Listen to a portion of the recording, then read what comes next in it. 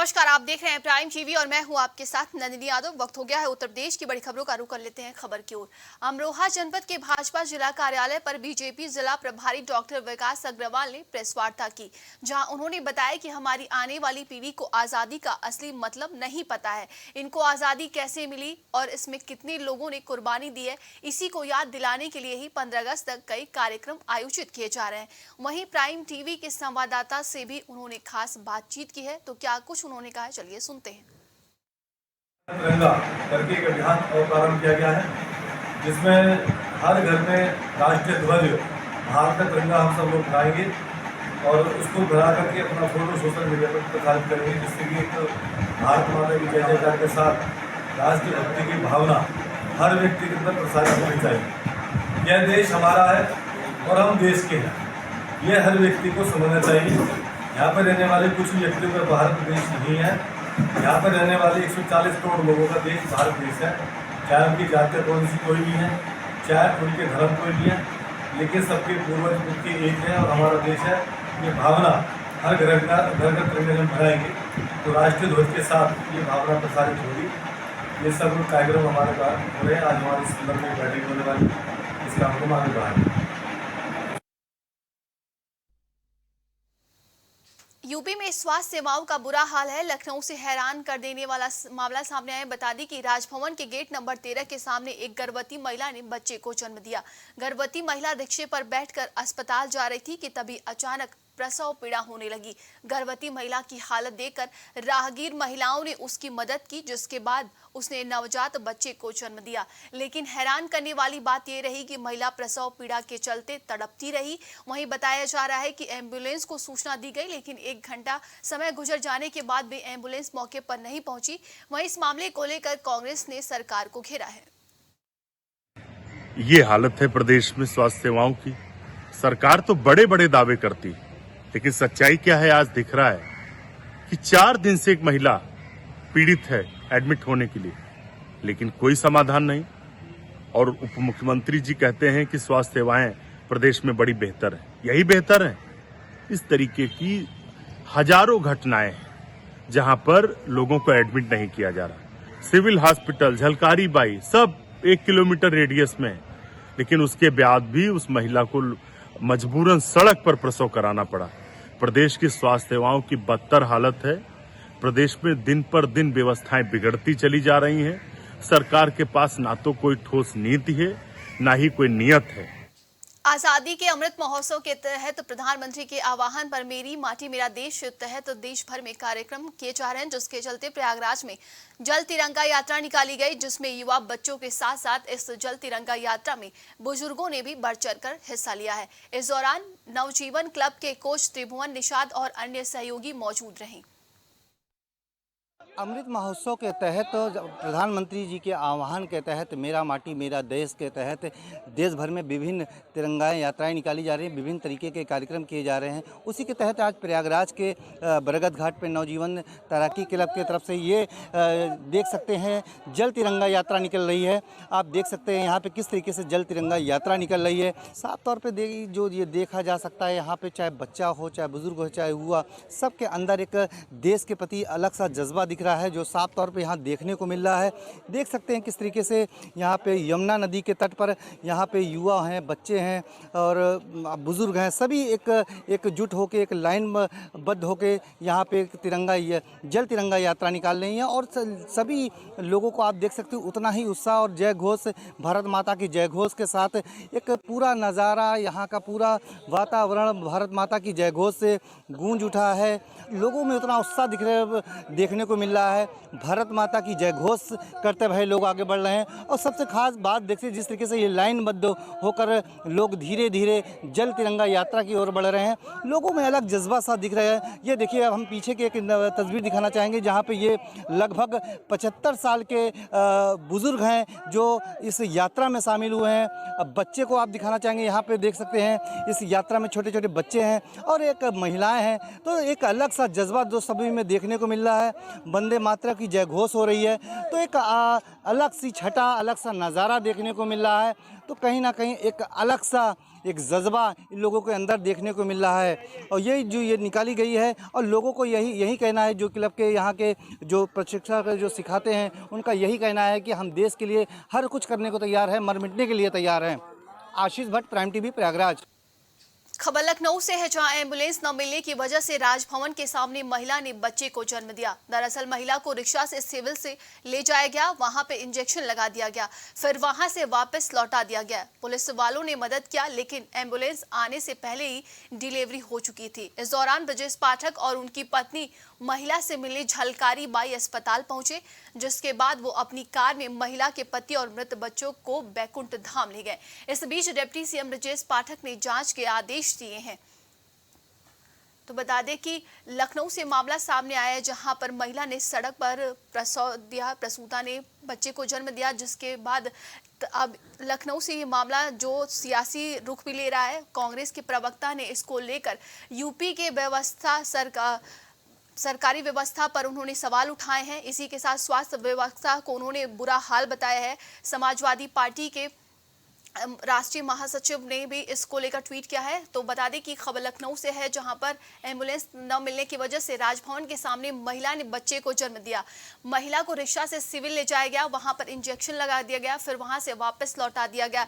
इस मामले को लेकर ब्रजेश पाठक ने इसको संज्ञान में लिया। वहीं उन्होंने बताया कि इसके साथ ब्रजेश पाठक अपनी गाड़ी में बैठाकर उनकी पत्नी और महिला से मिलने पहुंचे थे झलकारी बाई, जहां उन्होंने अपनी कार में महिला के पति और मृत बच्चे को बैकुंठ धाम ले गए। इसी बीच डिप्टी सीएम ब्रजेश पाठक ने इस पूरे मामले को जांच के आदेश भी दे दिए हैं। ज्यादा जानकारी के साथ संवाददाता कलीम जुड़ चुके हैं। कलीम, देखिए जिस तरीके से आज लखनऊ से मामला सामने आया है, वहीं आज ये पूरा मामला सियासी रुख भी ले चुका है, क्या कुछ अपडेट है इसको लेकर?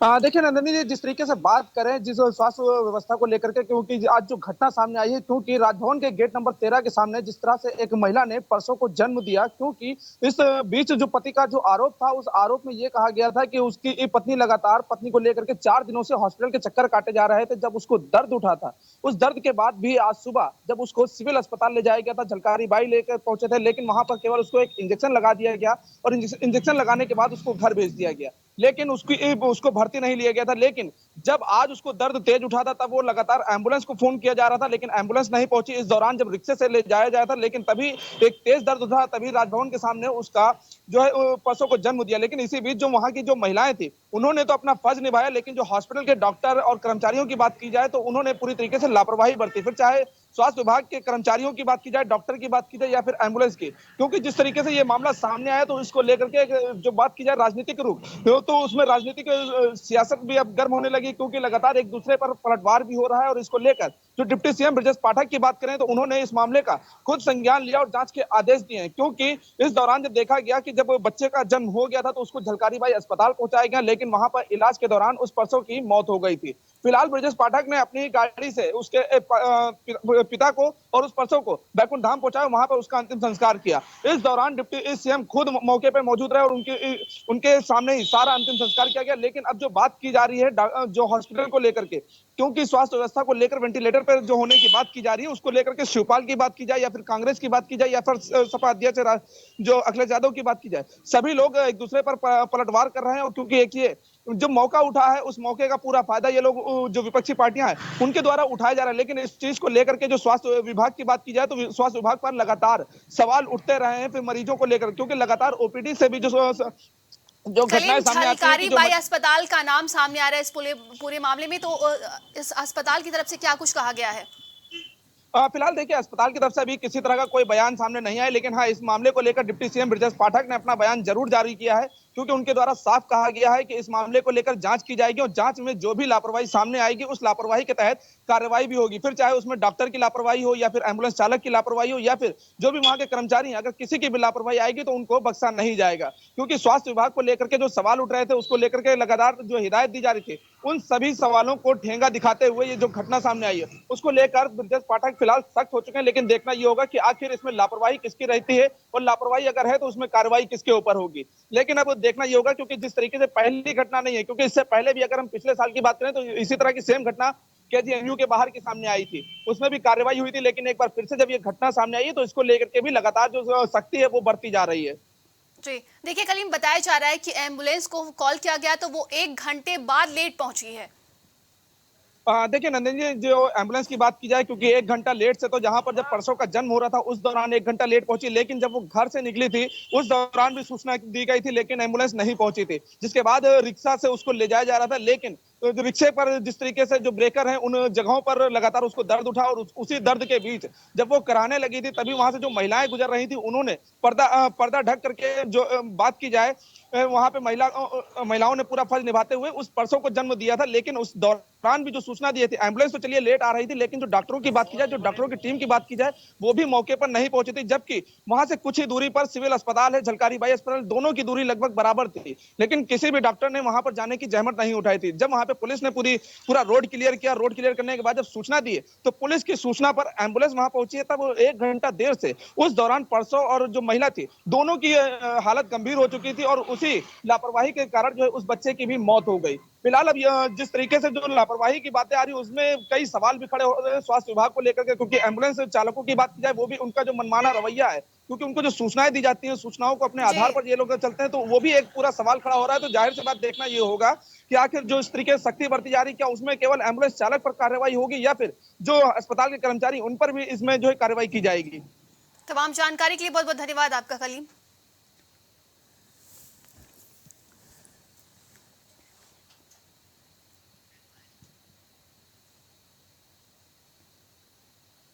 गाजियाबाद ग्राम करावनी के डूब क्षेत्र के रॉयल गार्डन आरडब्ल्यू वासियों ने बिजली समस्या को लेकर आमरण अनशन का ऐलान किया था। वहीं गाजियाबाद पुलिस और नोएडा पुलिस अलर्ट मोड पर दिखी, जिसके बाद इंदिरापुरम एसीपी स्वतंत्र कुमार सिंह ने रॉयल गार्डन आरडब्ल्यू के अधिकारियों ने मुलाकात कर उनको विश्वास दिलाते हुए कहा कि वह जल्द विधायक से मुलाकात कर इस समस्या का समाधान कराएंगे। के विद्युतीकरण के लिए हमने ये प्रण लिया था कि हम लोग यहाँ पे आमरण अनशन करेंगे, धरना प्रदर्शन करेंगे, लेकिन प्रशासन की तरफ से इसके लिए रोका गया हमें, और हमें बोला गया कि आप पहले एक बार एक प्रतिनिधिमंडल भेज के अपने जनप्रतिनिधि विधायक जी के पास भेजिए और उनसे बात करिए। तो वो हमें साथ में लेके हम लोग 5-6 लोग आए यहाँ पे और विधायक जी से बात करी। कोई सेटिस्फैक्ट्री, कोई संतोषजनक जवाब नहीं मिला है। वही फॉर्मेलिटीज़ करी गई हैं। डीएम साहब से बात करेंगे, एससी साहब से बात करेंगे, चीफ इंजीनियर से बात करेंगे। उनको कॉल भी किया गया उनके दफ्तर में। कल शायद हमारी मीटिंग हो, कल मुलाकात कराई जाएगी हमारी। हम विधायक जी के पास आए अभी मिलने, 5 लोग आए हम। तो विधायक जी ने हमें आश्वासन दिया है, डीएम साहब को भी फ़ोन करा है, चीफ इंजीनियर को भी फ़ोन करा है। कल हो सकता है उनसे हमारी मुलाकात हो। लड़ाई तो बहुत लंबी है अभी, लेकिन कुछ हम सोचें रास्ता बीच का निकल जाए, रास्ता समाधान हो जाए कुछ, लेकिन कोशिश जारी है। विधायक जी ने बोला है, अभी डीएम साहब को फ़ोन करा है और ये आश्वासन दिया है जितना भी कुछ हो सकता है वो आपके लिए हम करेंगे, और हम करते आ रहे हैं अब तक। अभी क्या कुछ निष्कर्ष निकला है बिजली की समस्या पर? निष्कर्ष अभी यही निकला है, कल हम डीएम साहब से मिल रहे हैं, उनकी बात रखी जाएगी। सर 5 बजे की हमारी मीटिंग है चीफ इंजीनियर साहब से, उसके बाद देखते हैं क्या होता है। झांसी की मोड़ तहसील में इन दिनों भ्रष्टाचार थमने का नाम नहीं ले रहा है। बता दें कि तहसील मोड़ क्षेत्र के ग्राम सजोखरी से कुइयां तक करीब 6 किलोमीटर लंबी सड़क का निर्माण लोक निर्माण विभाग द्वारा प्रधानमंत्री सड़क योजना के अंतर्गत कराया गया, जिसका समापन रोड पर लगे सांकेतिक बोर्ड के अनुसार 2 माह पहले ही हुआ है। लेकिन रोड का निर्माण मानकों के आधार पर नहीं हुआ, जिससे रोड के आसपास काफी गहरे गड्ढे हो जाने से बड़ी दुर्घटना घट सकती है। स्विमिंग कराई और स्विमिंग के तौर पे हम लोग ने तिरंगा लहराया, यात्रा करी सब लोग साथ में जी, और हम सब लोगों ने साथ में मन से करा और सब साथ में कर रहे थे। बहुत अच्छा लगा और ऐसे ही हर साल हम लोग करते रहेंगे।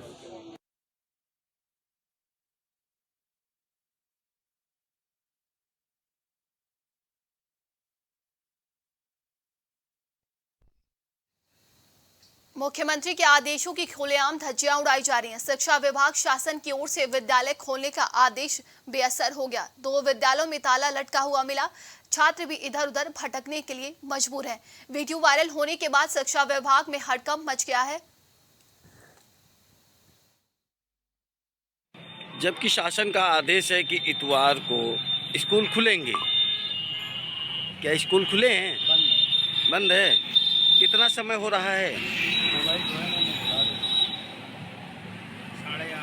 अभी तक कोई मास्टर वगैरह तो कोई आए नहीं? 8:44 सुबह के, अभी कोई आया नहीं। विद्यालय खुला है बंद है? आज तो संडे है, बंद है। नहीं तो आदेश तो है ही है ऊपर से कि नहीं इतवार को विद्यालय खुलेगा। कितना समय हुआ है? समय 8:34। 8:34। विद्यालय में ताला लगा है? विद्यालय में ताला लगा, बच्चे सभी आ गए। अभी कोई विद्यालय कोई मास्टर वगैरह नहीं आए? नहीं आए कोई। देवरिया में एक महिला को उसके ससुराल वालों ने गला घोंटकर उसके शव को नदी में फेंक दिया और फरार हो गए। जिसकी जानकारी मीना के घर वालों को हुई तो उसके पिता ने ससुराल वालों पर थाने में हत्या का केस दर्ज कराया। पुलिस ने जांच में पाया कि महिला की गला घोंटकर हत्या की गई है। पुलिस ने 3 आरोपियों को गिरफ्तार करके जेल भेज दिया है। जनपद देवरिया के थाना बढ़नी क्षेत्रांतर्गत ग्राम रायवारी में दिनांक 5 जुलाई 2023 को एक युवती का उसके ससुराल जन द्वारा गला घोंटकर हत्या कर गांव के पास नदी में शव को फेंक दिया गया था, जिसके संबंध में थाना बढ़नी पर अभियोग पंजीकृत करते हुए विवेचना क्रम में आज हत्या में संलिप्त 2 अभियुक्त तथा 1 अभियुक्ता को गिरफ्तार करते हुए नियमानुसार विधिक कार्रवाई की जा रही है। गाजियाबाद में पुलिस को बड़ी सफलता मिली है। इलाके में लगातार मोबाइल लूट की घटना को अंजाम देने वाले 2 मोबाइल स्नैचरों को पुलिस ने गिरफ्तार कर लिया है। ये लोग दिल्ली से गाजियाबाद आते हैं और मोबाइल लूट की घटनाओं को अंजाम देते थे, ताकि पुलिस की गिरफ्त में आने से बचने के लिए दोनों जाफराबाद और सीलमपुर में रह रहे थे। पुलिस ने गिरफ्तार बदमाशों से चोरी की स्कूटी और करीब 17,000 रुपए नकद बरामद की हैं। देखिए, अपराध और अपराधियों के विरुद्ध गाजियाबाद कमिश्नरेट द्वारा चलाए गए अभियान के तहत दिनांक 13 तारीख को शाम को मुखबिर खास से सूचना मिलती है कि कुछ मोबाइल और चेन स्नैचर्स यहां पर एक्टिव हैं और इस रास्ते से जा सकते हैं। इन्हीं की गाड़ाबंदी करते हुए सेक्टर 2 और 5 की पुलिया पर कौशाम्बी पुलिस द्वारा चेकिंग की जा रही थी। तब तक 2 संदिग्ध हमें एक स्कूटी से आते हुए दिखाई दिए। इनको जब रुकने का इशारा किया गया, इनको रोका गया और इनकी जब तलाशी ली गई तो उनके पास से कुछ मोबाइल हमें मिले। शक के आधार पर इनको हिरासत में लिया गया। इनसे आके जब पूछताछ की गई तो इनके पास से लगभग हमें 12 लूट के मोबाइल, 16,900 रुपए और एक चोरी की स्कूटी जिसपे फर्जी नंबर प्लेट लगा था। इसके साथ साथ हमें इनके पास से एक ऐसी मशीन बरामद हुई है जिस मशीन से मोबाइलों के विभिन्न पार्ट्स खोल लिया करते थे और उन पार्ट्स को अलग अलग दुकानों पर ले जाकर बेचा करते थे। अभी के लिए उत्तर प्रदेश की खबरों में बस इतना ही। देश दुनिया की तमाम खबरों के लिए देखते रहिए प्राइम टीवी।